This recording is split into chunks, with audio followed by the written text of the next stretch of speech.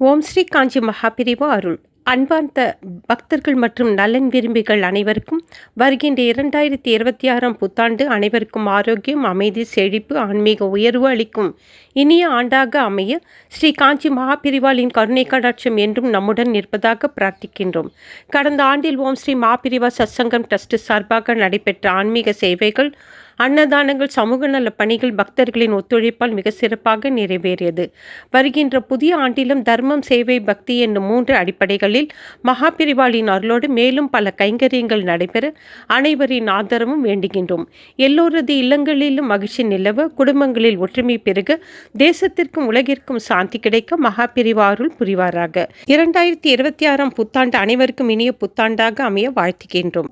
மகாபிரிவா கடாட்சம் பரிபூரணம். ஹர ஹர சங்கர ஜெய் ஜெய் சங்கர, ஹர ஹர சங்கர ஜெய் ஜெய் சங்கர. இப்படிக்கு ஓம் ஸ்ரீ மகாபிரிவா சத்சங்கம் ட்ரஸ்ட்.